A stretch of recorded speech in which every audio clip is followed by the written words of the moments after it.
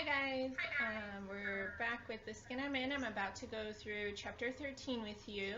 We are still in the rising action of the novel, and so far I've asked you at various times to watch out for how different characters affect Malika, how circumstances or the things that happen to her affect her conflict, and then just how she and her problem are changing as we go on. Today I'm not going to give you a new question. I'm going to ask you just to continue watching all three things. And so what I'm basically asking you is, how are different events in the plot escalating the conflict or moving it forward towards a climax? And again, we're watching how other characters influence Malika, how events and circumstances influence her, and then just how she herself is changing in response to her conflict. If by chance you're joining us for this video but you have not completed the assignment starting back at chapter 1, please go do that first. If you're not to chapter 13, go complete any of those assignments before starting with us here. It might be a good idea also to log into Google Classroom, check out our assignment, and make sure you know what's expected of you by the end of chapter 15. And we will have 3 questions, so I'm going to be asking you basically what I've just told you about comparing these characters and how they're influencing Malika, and then also how Malika herself is changing and developing in response to her conflict. Alright, so let's get ready to read chapter 13. Chapter 13. Why do teachers tell you stuff you don't want to hear? Like how wonderful their children are, or how big their house is, or what a quiet, pretty neighborhood they live in? It's Miss Saunders' turn, I guess. She comes in telling us she's late because her toilet ran over and she had to clean her white carpets before they got stained. Like we really care.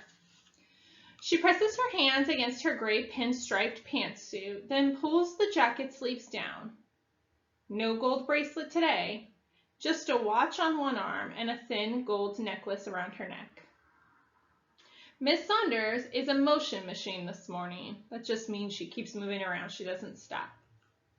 She sets down her briefcase, throws her black bag into the closet up front, slaps her hands together like giant paddles, and tells everybody to get quiet. Then she fans herself with her hand. My landlord had to come over. She's opening and closing drawers looking for who knows what. I am never late. You guys know that. Now she's fingering the chalk, pacing the room. There's sweat on her face. She leans herself against the desk and rubs her chin like she's trying to find words. Well, let's get started, she says, not even seeing what we all set up there on the blackboard. Who can tell me what Shakespeare meant when she begins, finally getting a good look at our faces. Everybody is quiet. Who read the 30 pages I assigned last night? Miss Saunders asks. Most of the hands go up, including mine, even though I didn't read none of it. Then let's get to work, she says, heading for the blackboard. When Miss Saunders sees what somebody's drawn, she stops in her tracks like she's been hit in the stomach. There's a woman's face up there on the blackboard. The left side is smooth and pretty. The right side is cracked and drooping like melting wax. It's done in pink, brown, and blue. It's a mess. That's all I can say. The teacher with 2 faces. Wiggly words spell it out in blue chalk. Miss Saunders' big hands erase the board with 4 quick swipes like a windshield wiper on full speed. Who can sum up yesterday's reading for me? John McIntyre? She says his name real weird, like maybe she ain't just asking him about schoolwork, but accusing him of drawing the picture. We all stare at John. I know he didn't draw the picture. He came into class after me. Miss Saunders carries on with her lesson. Tell me about today's reading assignment. What would you do if you were Romeo and you loved a girl you couldn't have? Dump her, John says, staring right at me.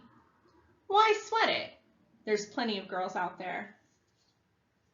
Everybody laughs. John, you would not. Carrie Miller says. If you ever got a girl to like you, and we all know that ain't never gonna happen, you'd sell your skin to keep her. Miss Saunders slaps her hands together to get off the chalk and asks Carrie to hold her thought. Next thing you know, Miss Saunders is sitting on the corner of Carrie's desk, crossing her legs. Let John tell his story his way. But John, remember, this is the love of your life. Her folks are trying to keep you apart because you're not good enough, so they say. Nobody wants to talk about this stuff, I say half under my breath. Miss Saunders starts, walking the classroom aisles. What do you want to talk about? She asks us. Why Malika's so black, John says. Miss Saunders' eyes shoot his way. Her smile is gone and her arms are folded tight. Sorry, John says, shrugging and folding his arms too. Out of my room, John, Miss Saunders points to the door. But nothing, she says. Man, I'm thinking, why can't she just let it go? Forget about it. Don't she see dragging it out only makes it worse? Next thing I know, John's faking an apology to me, mumbling that he's sorry. Okay, everybody, let's get this thing back on track, Miss Saunders says. Romeo and Juliet. Give me your thoughts, she says, unbuttoning her suit jacket. Romeo and Juliet didn't play by the rules. People had expectations for them, wanted them to act and be a certain way, but they refused. Yeah, and they died anyhow, Worm shouts from the back. So what's your point? You tell me. Anybody here believes strongly enough to die for something or someone? My homies, Eric yells. I'd give up blood for one of my boys. My mama, shouts Desda. Nobody, says Jeremy. Ain't doing no dying for nobody but me. It's cold, but true. Don't love nobody as much as my own fine black self, he says, kissing his arm from shoulder to fingertip. Now everybody's cracking up, including Miss Saunders. Yeah, Jeremy loves himself some Jeremy, Raina says. Jeremy starts rubbing his cheeks. You gotta love yourself, baby. If you don't, who will? Romeo loved Juliet. My father loves my mother. People love other people, Desda says. But when they're gone, who's gonna love you? When Romeo died, Juliet killed her stupid self. She loved him more than her own self. Now, do that make sense, Jeremy says. Miss Saunders is on the other side of the room now. She's standing right next to Jeremy. You're saying we shouldn't love people so much? No. I'm saying if you love yourself more than you love me, you will take good care of you, and you won't try to do me in because that's just going to cause problems for you. People who love who they are ain't going to make unnecessary trouble for themselves. Get it? Go ahead, Mr. Philosopher, preach, John says, slapping him 5. Can we get back to Romeo and Juliet, I say, just to shut him up. But John interrupts again. You probably didn't even read the book. Why are you always on Malika's case, John? Jeremy asks.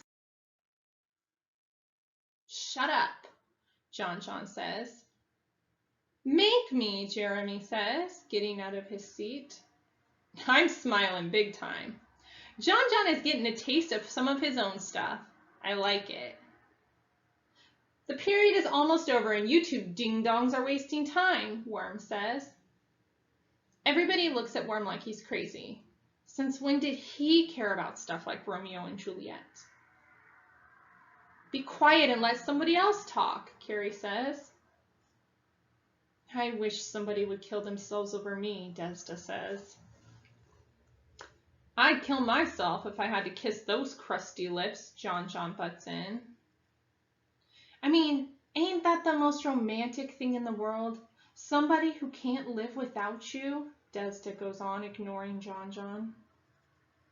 No, I say before I can think about it. It ain't. I start chewing on my lip, trying to figure my way out of this, but everybody's looking. I keep on talking. When my daddy died 3 years ago, Mama fell apart. She couldn't eat. She couldn't sleep. She stayed up all night long, washing and scrubbing till her hands was raw, I say, chewing on my finger. The class gets so quiet it's scary. I was 10 years old and brushing her teeth, feeding her oatmeal like a baby. She cried all the time. Last year, she finally came to. Got up one day, went and bought a sewing machine, and started making clothes. Ain't never sewed nothing before, just started day and night sewing. Some kids at the back of the room start to snicker and make smart remarks. Shut up, I'm thinking, just shut up. The more she sewed them clothes, the better she got. She started picking up after herself, got a job and all. No, ain't nothing good come from loving somebody so much you can't live without 'em, I say. No good at all. Marla asked me why nobody in our family came to help me and Mama out when my daddy died. I say that we don't have no relatives, but that ain't the truth. Mama's got a sister in New York. Daddy had brothers all over the place, but they weren't close. And getting in touch with them would have meant taking me away or putting Mama in some institution someplace.